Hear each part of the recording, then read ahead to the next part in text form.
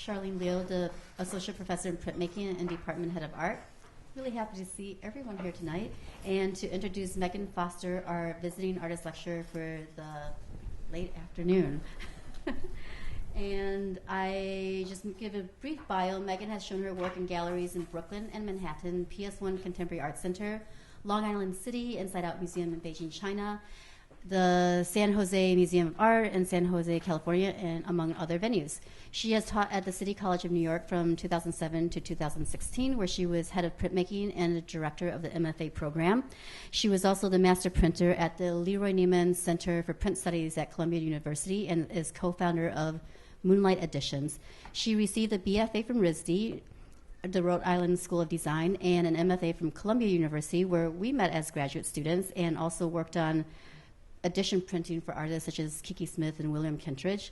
Currently, Megan is the associate professor and director of the graduate program in printmaking at the Rhode Island School of Design. And since this is Eugene, a running town, I really need to mention that Megan is also a sub-elite marathon runner who qualified for the 2020 Olympic trials. So I find that sad. my other secret habit. No. Artist, athlete, teacher. Working too hard, I can't run. During her visit, Megan is also the artist in residence in printmaking, where she is working with Mika Ono-Boyd, who is right in the audience there, and our BFA students, to print a multicolor woodblock edition. So it's a program that we have in printmaking where we invite artists to make a print with us. And I just have one little note before we begin, which is the Q&A at the end. If you could just wait for the microphone to be handed to you and speak clearly with your question so we can get it on a recording. Otherwise, let's join me in welcoming Megan Foster. Thanks, Charlene.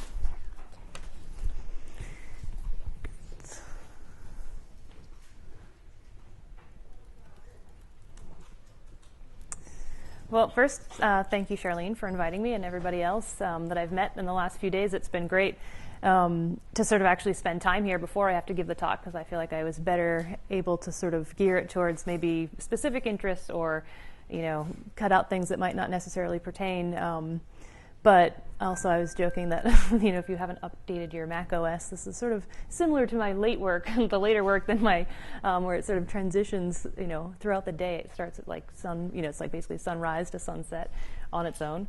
But anyway, so I'm going to start here. Let's make sure it's going. Yeah. So anyway, I'm going to just do a few sort of pieces that I made just out of grad school, because I think it shows a big transition in sort of color, really, in my work. And basically an underlying thing that I've always worked with is light. And so I think it really, regardless of whether it's really banal and sort of mauves or it's like super saturated, it's always been sort of a balance of sort of how to kind of create this illusion of light.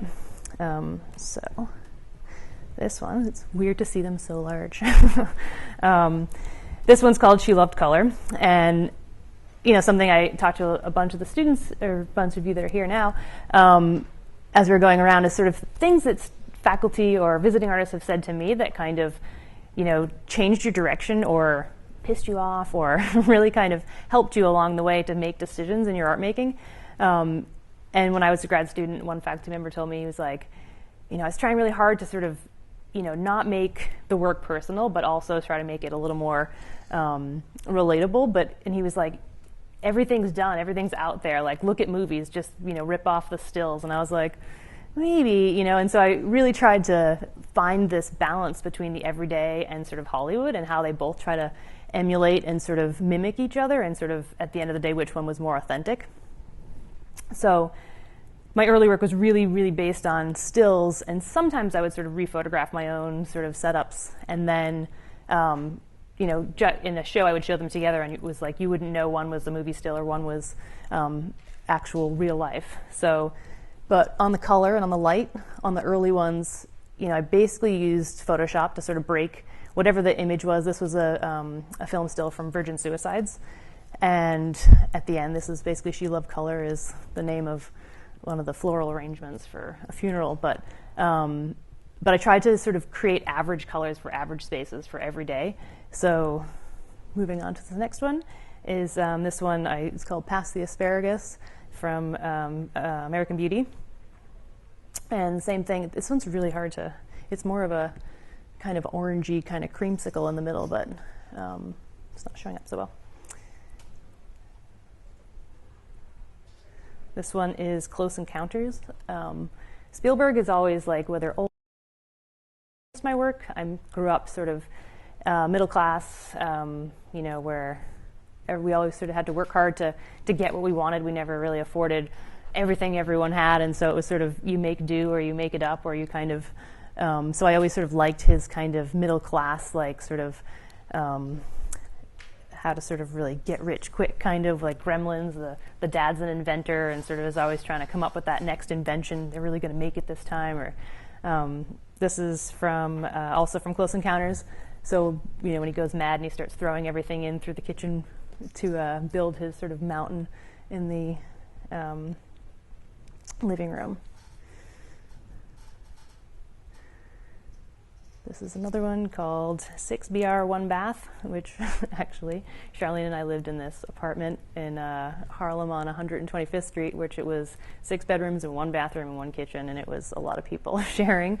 But it sort of referenced sort of living with this other roommate that I had. Everyone has their nightmare roommate stories where everything that I would put in the kitchen or the bathroom, she would reorganize from big to small, like people do with their bookshelves. So she would, refrigerator, everything. It was kind of like boxes of cereal or pasta.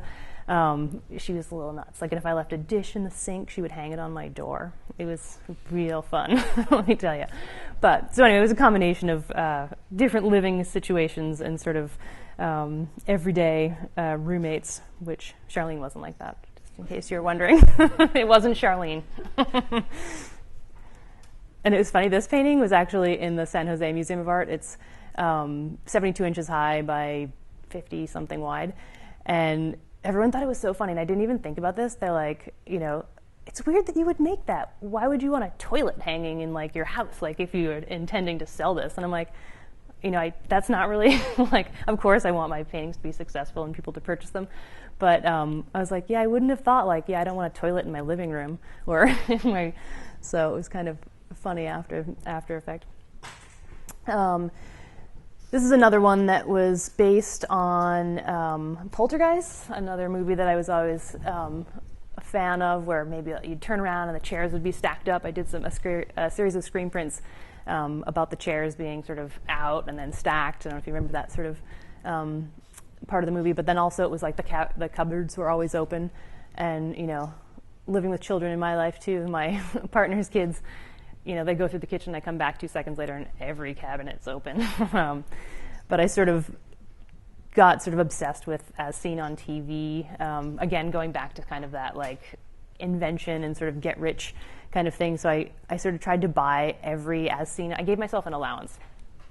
And on eBay, I bought like all this like junk from that was As Seen on TV kitchen tools that are supposed to sort of make your life simple and sort of make your prep for food easier, but really they look like torture devices, a lot of them. So this was sort of a pretty big painting. It was, I think, like 96 by 70 something, and these are 30-inch square screen prints, so it's kind of amazing to see them that big. But these are just I did sort of portraits of the things that were in this cupboard. So all of these things, I basically bought about 25 different As Seen on TV kitchen tools. And so these were individual portraits of them, sorry. This one's called the Bloomin' Onion, so it makes a bloomin' onion. This one's an apple core. It was part of something else. This one's the Rotato Potato. So, and they all had really good titles too. Anyone want to guess what this one's for? You can stack multiple dishes in the microwave so that you can two-tier microwaving system. So it folds up really nicely. Anyway, so, I always try to put a lot of humor and sort of, maybe it's ironic sort of comments on kind of our obsessed need to purchase things or make our lives easier, but I also, in the line of humor, I read a lot of David Sedaris a long time ago, and he has this where he comments, and he's like, people are so obsessed with like TV, and they don't even get off their stationary bike. They have, or TV, and he makes some comment, I can't remember, so long ago I read it, but about having, they exercise next to the TV, they eat next to the TV, and they basically, you can have your exercise bike and your meal table all there, and you don't ever have to leave in front of the TV. But weirdly enough, this was my mom's stationary bike in front of the TV, so sort of got inspired to make this after reading that or hearing that. And the painting is called Lucky Saddle. So again, like sort of a balance between stills and sort of whether I read something or it was sort of a personal story. This one was from the movie Signs, and I called it PlayStation. And so a lot of these movies are so old that I'm sure a lot of you probably haven't even seen them. And because, I like to watch a lot of good acclaimed films, but I also like to watch a lot of trash too, to have a good range of, not necessarily making fun, but just, you got to understand both sides. So this one was sort of these aliens, and the only way that they could die was with water. So the kids were always afraid. So, they always had all these glasses of water around. But I joke that like, my mother would freak out, like when I was growing up, she'd always be like, where are the glasses? Like, and they would be 10 of them in our bedroom or something. So my sister and I would get in trouble because we always had like every glass in the house in our room. So it was kind of a, went along with both of them. Another one is one or two more of this sort of series, but this is from Terminal, which was another Spielberg film, Leonardo DiCaprio. And the title is Terminal, but from the film Catch Me If You Can. And basically, he was faking to be a pilot, and so he was soaking all these airplanes to take off the stickers to make fake stationery. But, so calling it Terminal because I thought it was just sort of, a little... this is sort of one of the last ones, and I think this kind of leads into the transition of color that I was sort of talking about. Like, if you noticed, it was really sort of 2 colors, 3 colors, pretty sort of average, and that being like, someone said this, and I was like, oh, I totally agree, that, my paintings were very kind of muted mauves, off-whites, and he was saying that, like, basically when, in New York, all these landlords, they collect all the end cans of all the apartments, and then your apartment's this weird color because it's like the mix of the 5, that they had left over. So I felt like I kind of liked that. Like, it was about the average. It was about kind of collecting what you could. But then I was slowly using more and more color. And as I was, basically in Photoshop, you can tell it to break the image up into 2 colors, break the image up into 3 colors. And so as I was saying, break the image up into 7 colors, it was getting more and more saturated, and I sort of liked that. And not that I didn't sort of prefer the other one, but I was sort of relying less on line. And just to note on how these are made, they're all acrylic painted, and then the line work that is often on all these earlier ones was silk screened on. So it was usually broken up into multiple screens, but all the color is just painted acrylic. So I sort of got more sort of interested in kind of using the color to sort of make the structure to make the composition, and less about line. So the next one, that was from the Royal Tenenbaums, where they make the tent in the middle of the mansion. Wes Anderson. So this one was around Christmas time, watching Christmas Vacation. But again, so this was a big jump, but where there's nothing silk screened. So, and the color's a lot more saturated. And, I really, sometimes it was, I've always had access to a print shop. I've always taught classes or worked as a printer. But sometimes, I would print so much that I didn't want to go back to the print shop, or it was such a process to have to go. I would get the acrylic part done and have to go make the painting. So I kind of wanted to start not having that as the only way to make the painting. So this one was actually, the black was all hand painted. It took a long time. Probably would have been a lot easier to silk screen, but that one's about. It's about. I had 96 stretchers around, so that one's another one that was 96 high by probably 70 something. And it was based on Christmas Story, where the tree is sort of always half tilted a little bit. And that one's actually my brother's tree, and he's literally, for the photograph, was under the tree holding it tipped so I can quick take the photo. So like I said, that's part of the fun for me. No one ever really sees these images, and they're actually kind of funny. Like, they're just kind of sketches in the way that I kind of compose the images. And, I was on a little Christmas kick for a little while. So I did Fragile from Christmas Story, these smaller paintings. And, that one being a movie still, and the one on the right, my, sister was sort of obsessed. She was like the one in there. We grew up single parent, and my sister and I kind of like did a lot of the stuff, like whether we did all the decorations at Christmas or stuff like that. So my sister was like the queen if she had to have the lights all over the place. She would put up lights like at Halloween. We're like, wait, that's way too early. But so they were always taped to the windowsill, and they would always fall off. And so it was kind of, I just gave up. And I always thought it was kind of funny. And then going to her house years later, it was the same. So this one, jumping from my little Christmas series, but this is sort of getting more into more New York-centric, I guess, and sort of the transition of probably being in New York for a lot longer. I've been in New York for 19 years now, and feeling like, you've spent more, almost getting closer on the half side of your life in this place, that you feel a little more, I feel more disconnected. I grew up in sort of a suburban sort of, neighborhood and kind of that kind of culture. And so I think, you feel like a stranger there now a little bit too, as much as, but now I feel more of kind of an urban sort of city person. So this one was called, I can't remember what I titled this one. I was trying to think of that when I put it down. But this one was based on, there was a blackout in New York around 2003. It was actually kind of funny that I was working in a print shop. I'll tell you this quick little side tangent story because it was funny. It was like my first week working for this guy. I was sort of auditioning prints for him. When I got out of grad school, I had like 5 jobs and never took a day off and worked like a million part-time jobs. And so he would sort of, work with the artist, and I would come in on the weekends and sort of do all the auditioning for him. And so it was super hot. It was like, one of those super heat waves. And so he showed me where the air conditioner, he's like, look, the air conditioner and the hot plate, if you put them on together, it's going to blow everything. So I was like, okay. So he shows me where the circuit breaker box is, just to sort of, in case it was to happen when I was there. We'd go out to the circuit breaker box, and all of a sudden, it was a big building in Chelsea that we were working in, and all of a sudden, all the electricity went out. And we were like, did you just turn the hot plate on? I'm like, no, like it was really strange.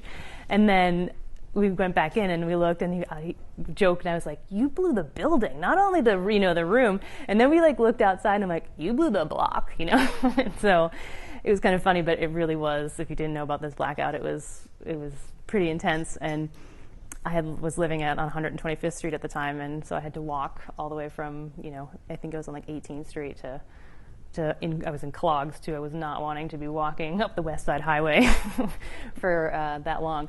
But, so long story, this one was about when I got home. I basically got there, and I was actually a little disappointed because they were digging this project next to us, and they had a generator on all night, and it was so pitch black, and I was like, I wanted it to be pitch black, but it was like this generator was kind of ruining the blackout for me a little bit.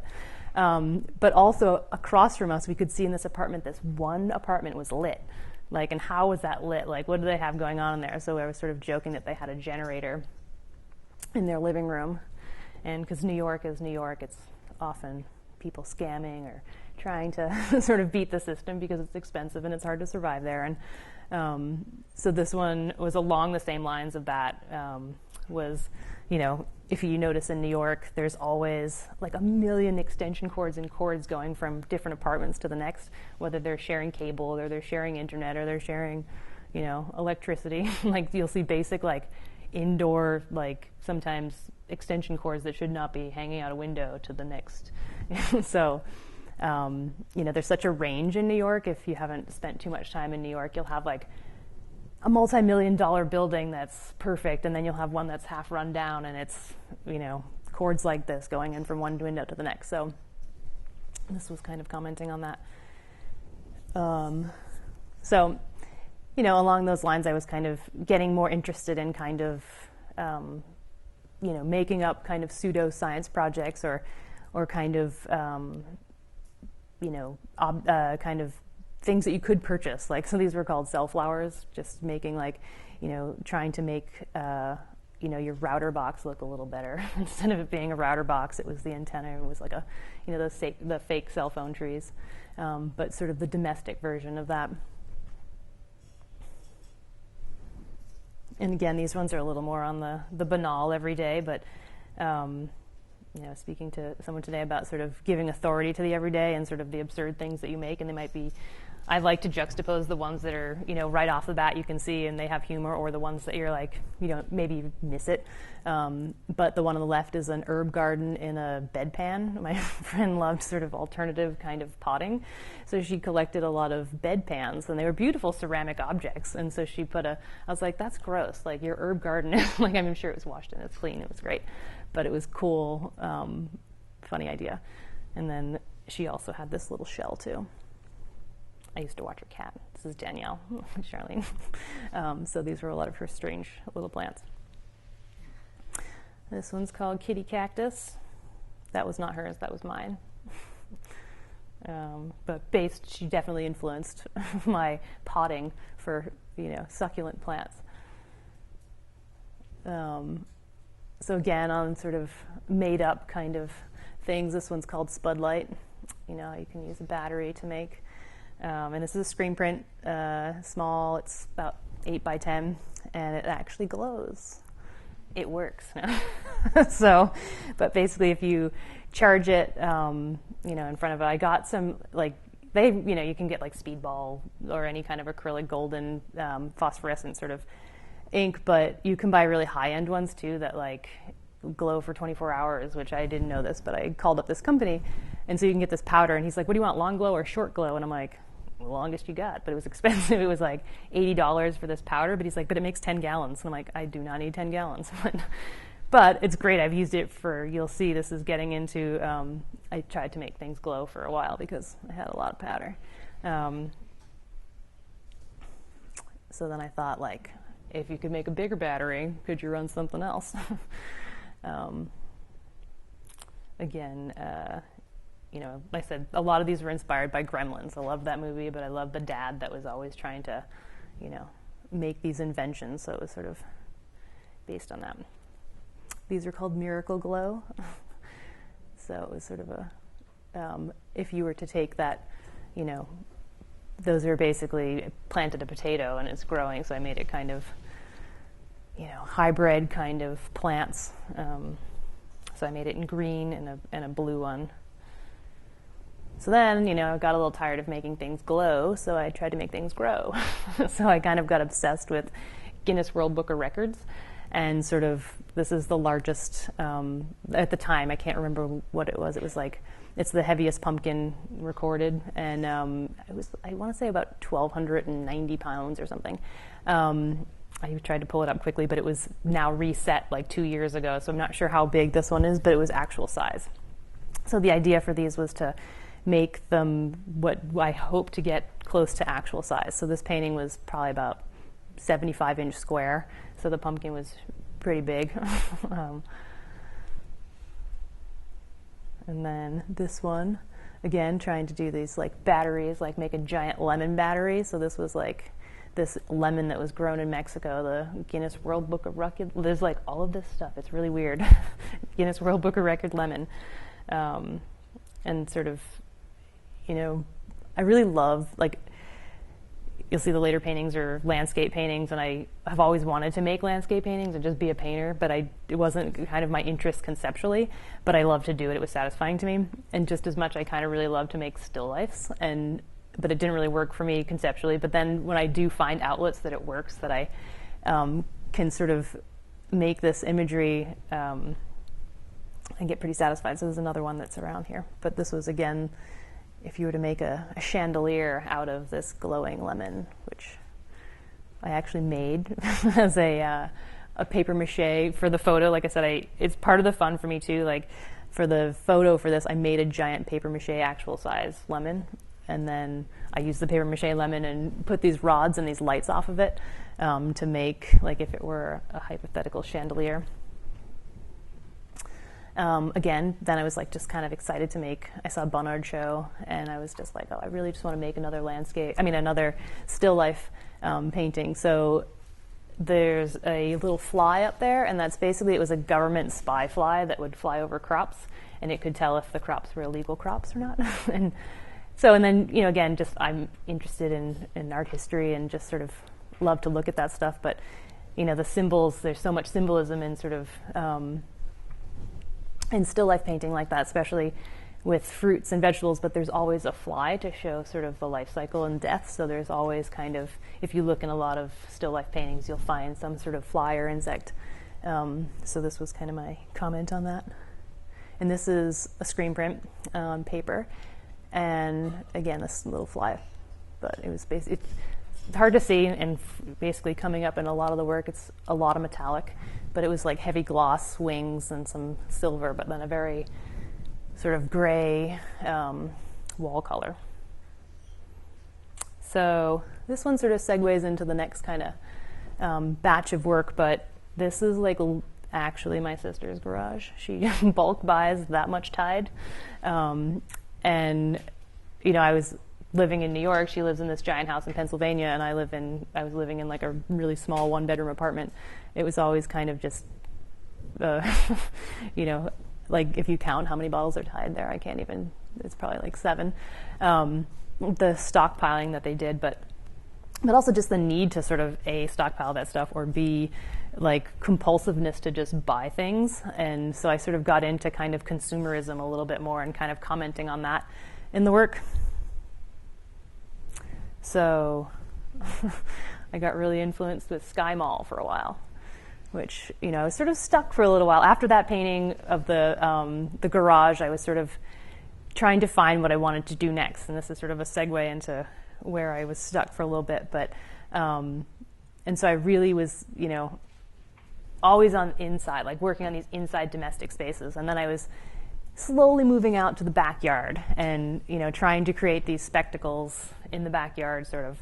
So between the real fake cover rock, it's called real rock fake cover. And then also from Sky Mall were these solar lights. Like, these are just like everywhere now. But at the time it was like you only saw them on Sky Mall, defunct Sky Mall. And, the caption read said, these glowing rocks could create a mysterious, otherworldly atmosphere in your yard. And I was like, yeah. So I kind of got the idea that I wanted to make that like the summer version of Christmas. Like if you could outdo your neighbor with every kind of bad garden decoration, light up something, but the summer version and not necessarily the Christmas light version. So I struggled with how I was going to make the paintings for a little bit, and this was just a little polymer gravure plate that I made while trying to work it out. Again, super reflective on that element in the middle, but you can't tell. So I kind of took a million pictures in my brother's backyard, which was the house that I actually grew up in, and tried to sort of create, like, and fortunately and unfortunately, he owns a lot of this junk. Like, I don't know why he needs it, but he buys a lot of like weird solar garden sort of decorations. So my idea for his backyard was to try to like, these are sort of hypothetical sort of light spectacles that I wanted to put on in his backyard. So, again, I re-photographed things. I was like out in Central Park trying to like find the right rock or right, space, and I couldn't. So, and I made a lot of bad stuff that I threw out. So finally I was on a trip to London and I went into a Muybridge show, and let's skip to the next one while I'm talking. And, basically I was walking around the show and I was like, this is the landscape I want. And I'm like, of course, it's beautiful and it's sublime and it's Muybridge, and, a lot of them were from Yosemite, a lot of national parks in the US. And so I bought the catalog just to sort of tear up and make sort of sketches for paintings. And I didn't really mean for these to be like a series on their own. Like it was just like me taking the photo and having it as kind of a tool in the computer to then manipulate and sort of make paintings from. I didn't want to like work on someone else's work or, but then I kind of really got into it and then made a lot of them, went through the whole catalog, I think, and sort of had a lot of fun with it. So where I was teaching at City College, they actually gave you a lot of money to travel. They didn't give you much like for sort of doing projects or sort of specific sort of equipment, but you could travel. And travel didn't really fit into what I was doing. I'm like, all right, travel to my brother's house again. Didn't really. So I kind of came up with this project, and it was actually really fun, and it actually changed the way I make work, and in a really good way. So I would come up with these fantasy trips because you'd get a good amount of money that you could, take a pretty good trip. So I was like, I want to go out and rephotograph these for myself because I don't want to be always working on Muybridge's photos or somebody else's photos. So I'm just going to scroll through these while I talk. So I went out there basically just to try to collect more ephemera. I was like, I want to go and get more posters and books and catalogs to sort of work on. And then when I got there, I was kind of a little disappointed that there wasn't a lot of that there. It was like, Ansel Adams was a lot of the big one out there, not as much as Muybridge. There was a Muybridge studio there. So I would take these grand long hikes to get to the next gift shop and to see what was there. And I was often a little disappointed. So I had all this extra money in the grants. I just bought all these bad books that I was like, maybe I'll tear them up and paint on them or not. And I bought a bunch of posters. These are high-end posters because, I was fortunate and that the school was, they're like, don't come back with the money if you don't spend it. It's not, we don't, you lose it if you don't spend it. So I was buying these posters that were $100 and I'm like, I don't need this, and then I ended up painting on them. So I have a series of the catalog pages, but then I sort of upgraded the scale based on the posters. But this is the last of the Adams ones. And then these are kind of the bad, super saturated. I kind of wanted the black and white, the sort of monochromatic kind of photos to work with. And so I bought all of these other books that were really saturated. And they sat around my studio for a really long time. And I didn't really know how to incorporate them. And again, what I said at the beginning, how my color sort of transitioned. And that trip was sort of a big step in my work. I felt like I was very specific. I had a plan. I restaged the painting. It was kind of a one-liner. You came up with that kind of idea. And then when I came back, and it literally probably 6 months, the stuff sat on my desk and I didn't touch it. And here's some postcards too. But when I was there, I was just like, I'm just going to buy a bunch of stuff. Some of these are from Yellowstone. I took another trip the following year I was basically trying to do a lot of national parks. And then I realized it didn't have to be so specific. It could be anywhere. It could be, my brother's backyard. It could be my trip to wherever. It could be Central Park. It could be in the middle of the street, in Oregon. So I tried to create these hypothetical light sort of installations wherever I went, whether that was buying the postcard but the postcards are actually places I've been. And I tried to, so on the extreme, this was I went to Paris, and this was the postcard that I bought in, the Pompidou or something. And then this is James Turrell's crater. And so I was like, yeah, sometimes I do unwilling collaborations with other artists now, which that's how, so then I was it got to this absurdity, where I'm yes, I can put a light beam anywhere and anything, and it's sort of, this light show can happen anywhere. And I really wanted to make the light show, and I actually will show this other piece that I did outdoors, and I was I can finally do it. It's always been this hypothetical sort of project that I wanted to do, and then didn't. Here's a couple. So again, this is Central Park. I just buy postcards everywhere. And someone that I really like their work is Rachel Whiteread, and she was talking about how she would do these residencies or she would travel, and she couldn't make the work that she was used to making with she didn't have her big poured concrete machines or her epoxy sort of equipment or just heavy duty equipment. So she said she always wanted to draw, and that's how I felt. I was I wanted to have this sort of sketch sort of system. So this became my kind of if I was stuck on a painting, or if I was just needed a break from something or feel like I completed something. Sometimes some of the paintings I do take 2-3 months, and that you want to come in and feel productive for a couple hours. So I often do a few postcards when I'm trying to work out a new idea. And it was weird. Again, these were meant for sketches. Sometimes I would scan them in. They were just kind of ideas. But now there's about 500 postcards. And so, like I said, anywhere I go, I just pick up more and paint on them. Sometimes I have major shows in major museums. That's the sculpture garden at the MoMA. And then this one's Edward Palazzi. And I was like, this is how I was feeling a little at the end. I was like, okay, I'm putting beams out of everything. I'm going cross-eyed, like. So this will be the last one. But I sort of take, like, you know, in between bodies of work, sometimes, you know, I'm just struggling to make something I like, that this is kind of a good sort of exercise, and it feels productive, and it, you know, I think work makes work, and if you just sit there and, you know, hate what you're doing or can't sort of focus, it's good to sort of make something, and it kind of helps you transition to that next piece. This was Sarah Lucas, one of her postcards. But so a lot of these postcards ended up being getting back to painting. It was kind of always a balance between sort of this works on paper, whether it's the found ephemera, and then back to sort of painting. So these were from all of those kind of sketches, reworked into paintings. So that was a Muybridge one. And I guess that's why I liked the monochromatic ones for a while, and the sort of warmer tones, because I liked the sort of beam to be a little more present. Another one. Sorry, it's a little pixely. It's a little big, but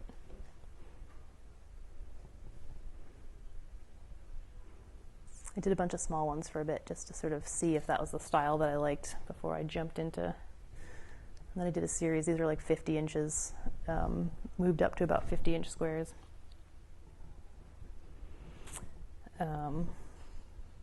This one got a little out of order, but I sort of got really obsessed with always light, but, you know, could I collaborate with nature, real nature? I was sort of, you know, using nature as a backdrop for my own sort of hypothetical spectacle, but could I kind of collaborate with, like, you know, the Northern Lights, or, sorry, those got out of a little order. These are fireflies, painting with fireflies. The red tide.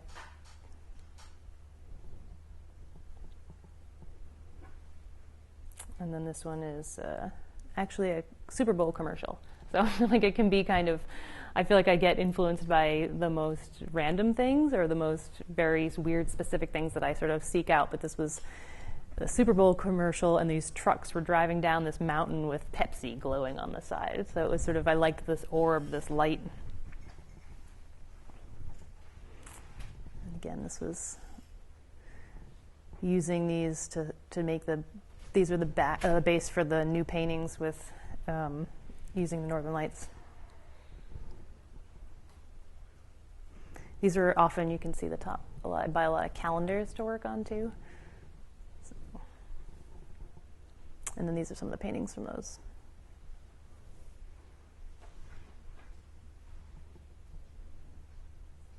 Going to go through these a little quicker to get to the last batch.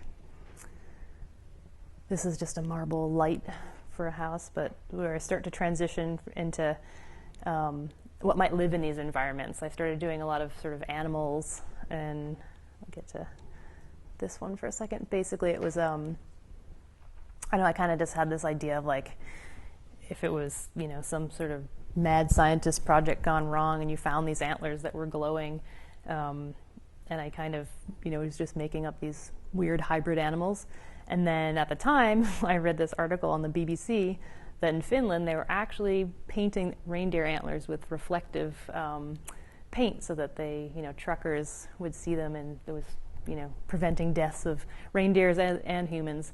And I guess it didn't work so much. It was in like 2005 or 6, and they did it for, it was like a 5-6 years, and now I was reading there in 2016 they started a program that a lot of truckers, they have GPS on them now, so they know that they're in the vicinity. So when they try to tag a lot of the reindeer now, which actually has been really sort of productive. But I thought it was kind of cool because I was like, wait, I was making this as sort of this fake animal, but it actually already existed.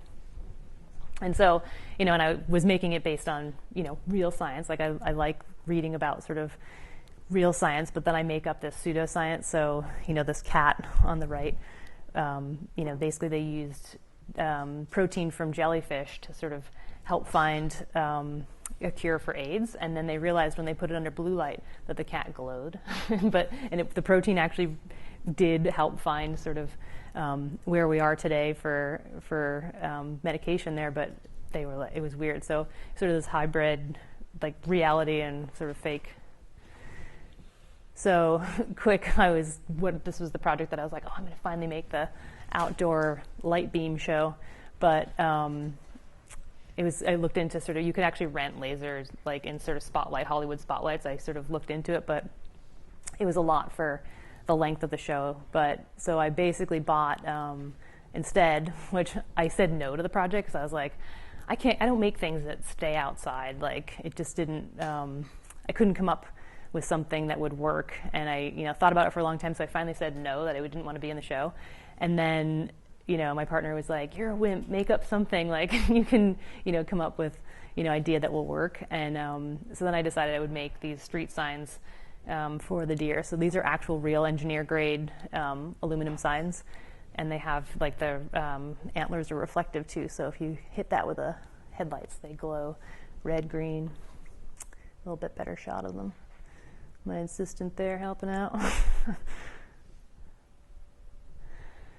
But quick little tangent of like in between, those projects that I think it's, just to talk to, a group of students, like, you get stuck in your way and you get stuck in the way you're making things. And I think it's good, like, I was talking to some people at grad school. It's like, it's good your first year to take a risk and to sort of shake up what you're used to doing. And then once you get out in your own practice and you don't have somebody, telling you what to do or telling you that's terrible, you're like your own person and in your studio all the time talking to yourself. So I was happy that like, my partner was like, do the project. It's a good challenge. And I, was excited. So then I got presented with this project, it's called Hallway Hijack. And it was a curatorial project with the Brooklyn Rail. And basically they invited 19 artists and you got a whole floor of this building in Brooklyn. And so it was long, like those are like, I think it says how long it is. I don't, it's definitely longer than from here to the end. And I was like, ooh, I've never done that. And again, but then because the other project work, I was like, yeah, I'll work it out.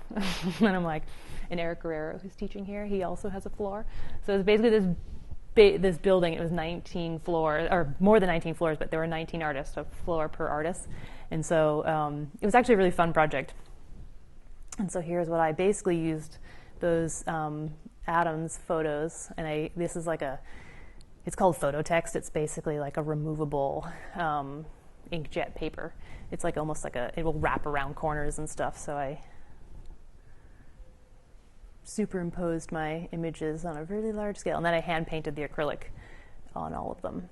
But it was kind of a fun project. Like after a week or 10 days, I think I spent I had some of the people like bringing out, snacks for me and, inviting me in. I'm like, okay, weird.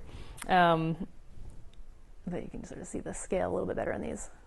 But so anyway, just sort of try to keep taking risks. I think I got stuck in my ways a little bit. And so I think and I've done a couple projects since that people have invited me to sort of do an installation like that. And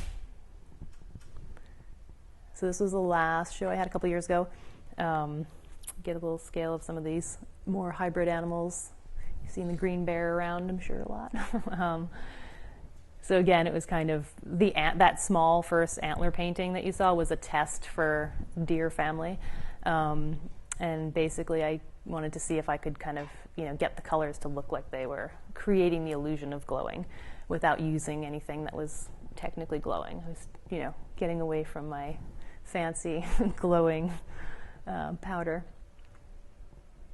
And these are hummingbirds that are solar garden decorations from my brother's yard. And so they change colors slowly, as like every 5 minutes they change from pink to blue to, and so again, I tried to create these.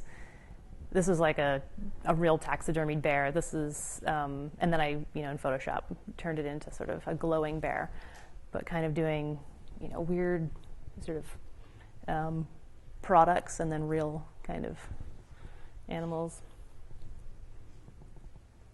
And then again, they're all hypothetical, but, it's like, okay, so maybe there were a bunch of bears that live in this space. Is this what the landscape would look like? Or is it the Northern Lights? Or is it my light show? But so I feel like I tried to make them all kind of coexist, and landscape is kind of a backdrop for me to kind of play with technology and the bear. It's a funny one. While the show was up, I got so many people sending me selfies with the bear. I'm like, I was like, here's another one. So it's kind of a funny one. Good to save. Dear family. And again, just sort of, I don't know why some of these are so pixely. They weren't like that on my computer.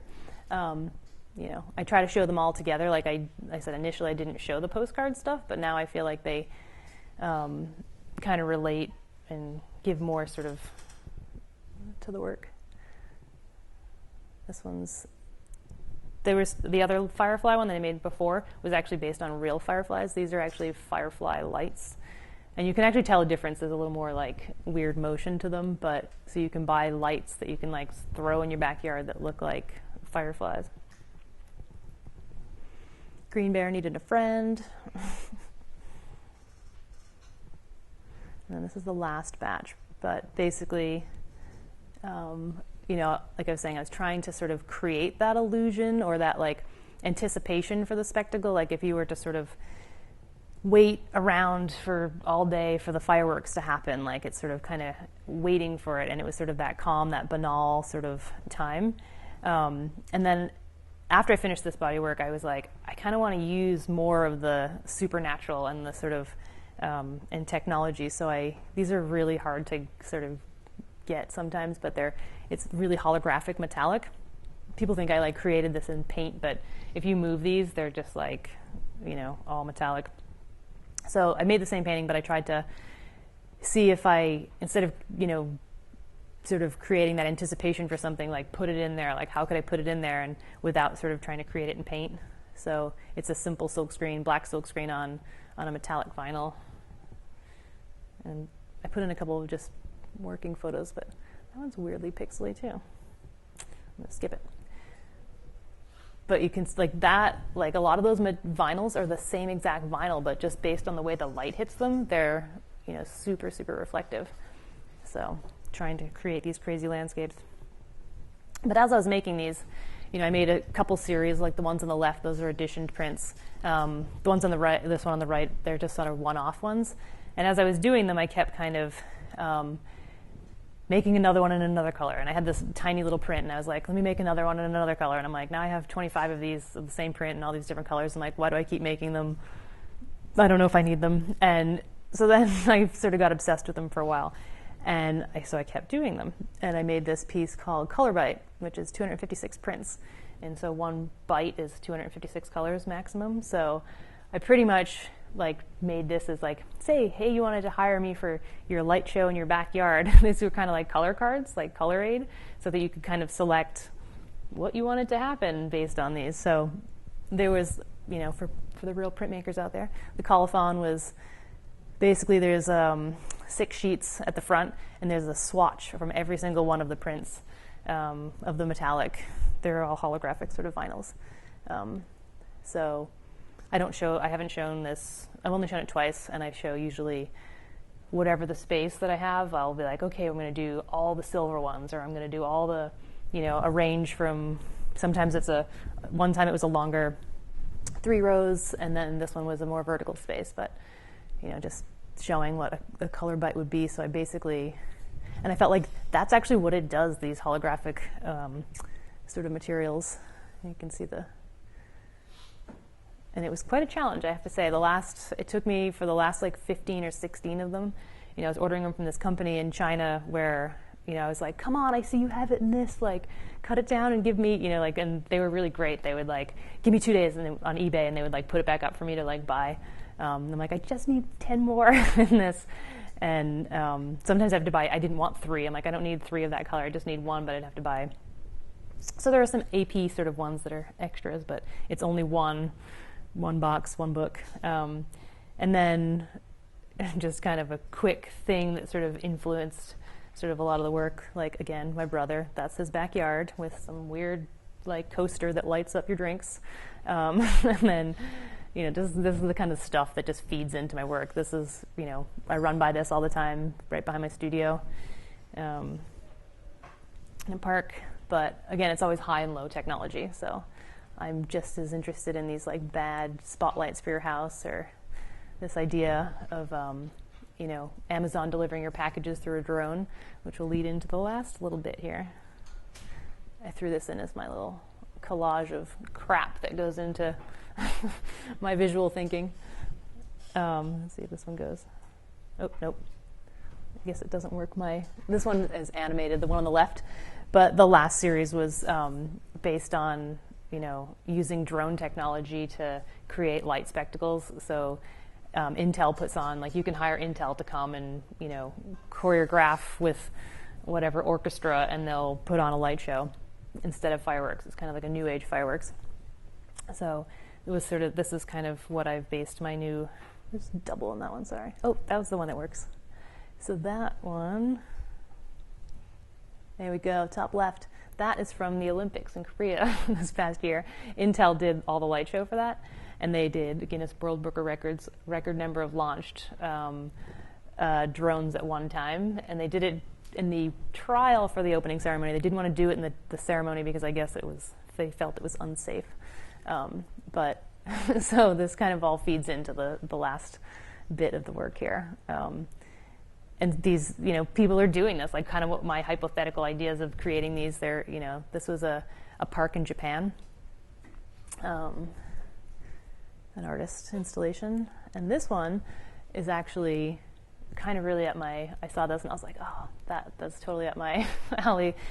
I was thinking it was like the drones, but it's actually homing pigeons, and they have little lights on their legs. So this barge goes out, and then he sends them off, and then it puts on this thing, and then they all come back down to the barge. So he's done it like in New York, he's done it in London. So again, sort of the combinations. I went, and just a quick thing, I went to Iceland, and the technology of it looked like this the entire time I was in Iceland. Like, I went to go look for to sort of do research with the Northern Lights, and this is what it was, I took some beautiful photographs, but that's what you got at the end. There was, in case you missed it, there was a museum where you could actually, it was really cool. You could actually see it.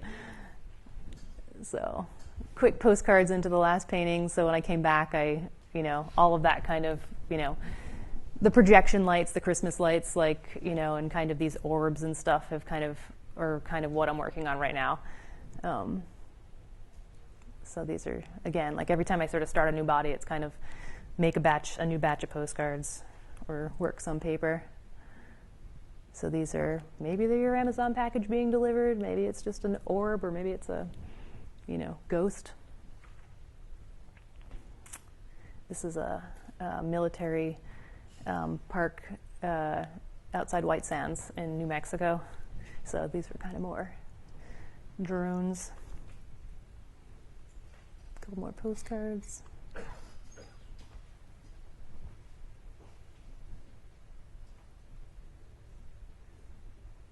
And again, I always get back into the paintings. So these are some of the paintings, the smaller paintings to start. This one, I didn't have a good picture, but I have this. It's like another 96-inch painting, but big, black, kind of similar colors, but it has thousands of these little stickers, so they're supposed to be kind of little fireflies, but this was a little study for it.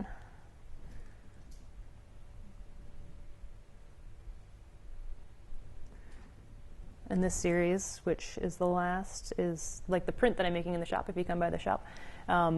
It's called, these are called snow geese, but basically, when I was making these paintings about the drones, I tried to find, a title, so I just researched what drones, like names of drones, and the U.S. government actually has one called Snow Goose, and it's actually a non-combative drone that's used to drop off goods in remote areas.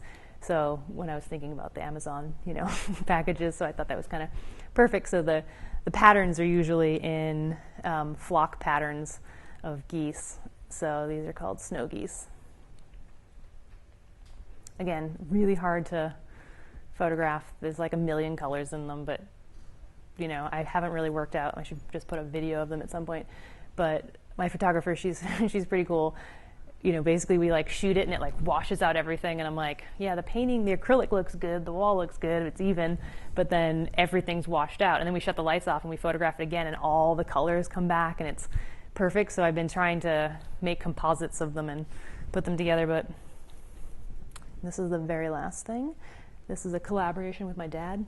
These are these like projects that you don't realize like you're even doing at the time. And so he lives in Venice, Florida, on the Gulf Coast, and they are the self-proclaimed shark tooth capital of the world. So I was like, and my dad, he's like, hey, he'd have this jar on his table, and everyone's like out walking the beach collecting shark teeth. So let me go back quickly. These are my dad's photos. When I got home, I was like, I kind of want to make these hybrid shark teeth fish things. So when I got home, he's not artistic at all, but he's funny. And so he sends me this picture on the left. I was like, I wanted to use Illustrator to draw around his teeth, like the teeth that he found. And then I was like, no, I can't. They can't touch each other, And so then he makes the one on the left. He's like, how's this?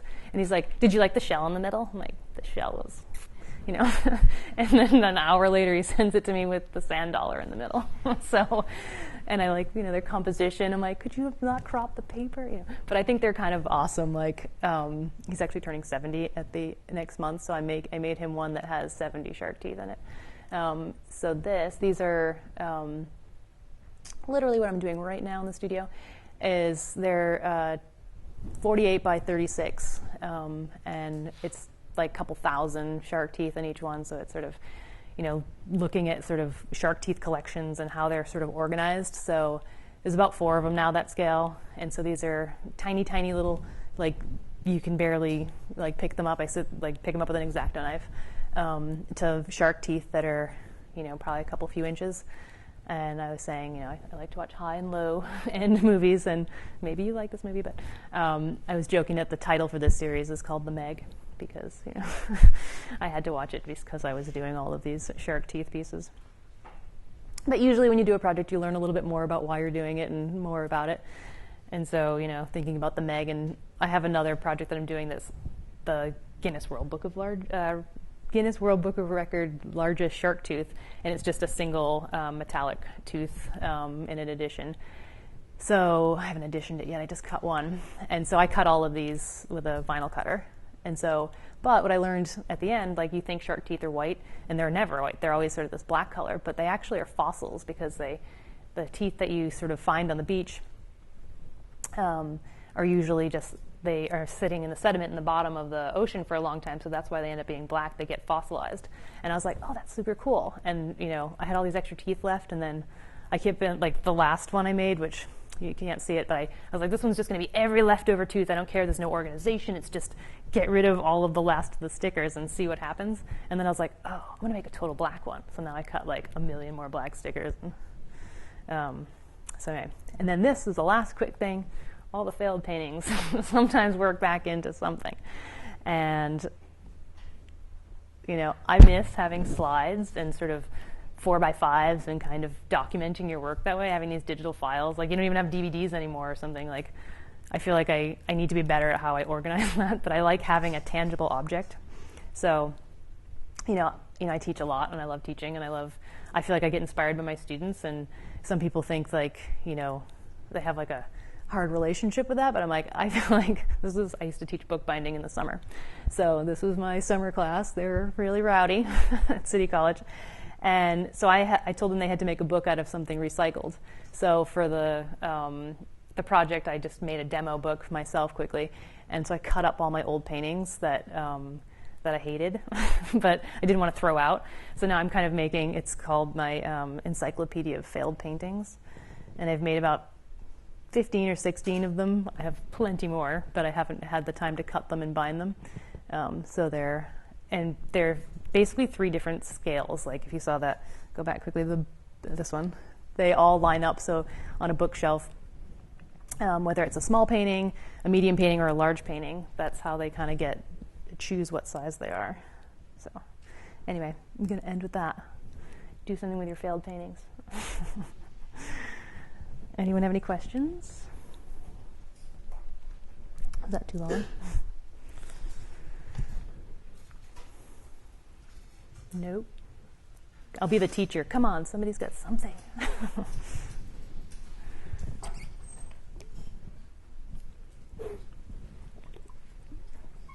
Want me to put my really bad inspiration board? That might inspire some questions. My junk file.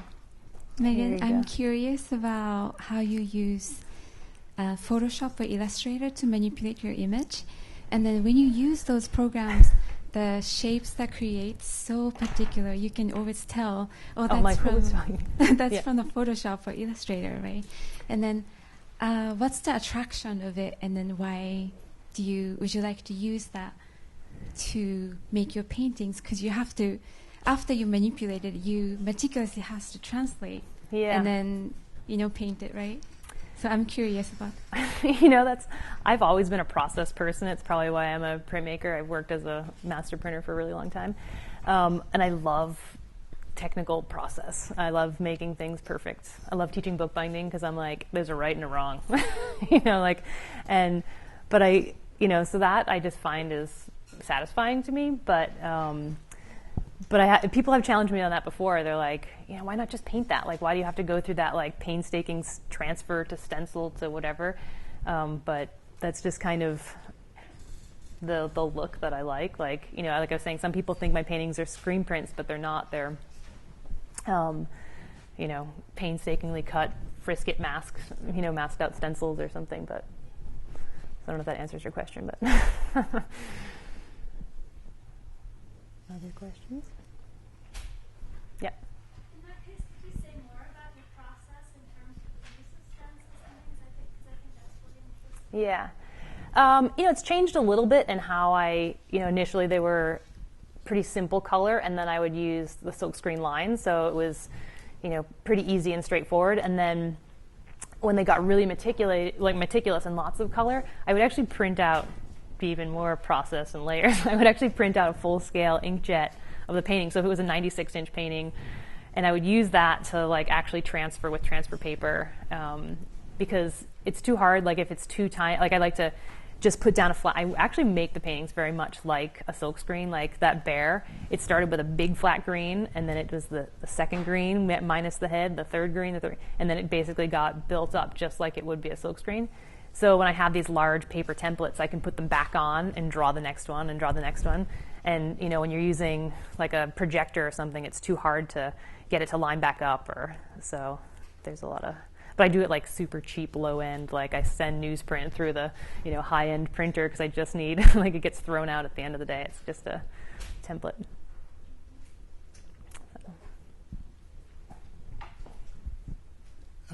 Thanks for the talk. I want to kind of piggyback on Mika's comment a little bit. I think early on I noticed that like the residue from Photoshop, and I was thinking about like what's the cultural residue for this technology. Yeah. And I think with some of the latter work, I started to think a lot about. I'm not exactly sure what my question is yet. Okay. But the latter work, I started to think about 19th century realists and how they responded to the technology of photography by using painting to have more detail than what was possible with silver. Yeah. And so I think it's very easy for me to understand like the net gain in that sense, and like this conceptual net gain. And I'm curious how you think about the kind of residue of the technology and how it ends up being like you're laying claim to a kind of late 20th, early 21st century moment in a similar way that those realists were laying claim to like this middle 19th century technology shift. And maybe what conceptual or cultural outcome there is in that way for you? Yeah. I mean, I guess Photoshop and working from the screen to sort of analog, like it's always that you can never match that illusion. You can never get that backlight. You can never get that. And so there's always like a level of trying to create this mysticism or making it up. So I feel like, and then the later work using all this super hyper like holographic material, like where you can't actually document any of the light. Like it's never going to be the same piece. Like wherever you look at it, it's different depending on the light of the day, depending on the light, where the light source is. So I kind of like that it actually, it's kind of feels like, well, you could have this endless loop of technology like that, like kind of feeds into the, the feeling like you can't really reproduce what's on the screen to like, yeah, you can, like in a very tangible analog way because it is glowing. Like, So I don't know. I'm not sure, if that answered your question a little bit, but I feel like that's kind of my challenge with technology a little bit, and I think where I've got with trying to sort of create the illusion of using technology, whether it's, cell towers or bad garden lighting or high-end drones. So. Any other questions? All right. Thank you.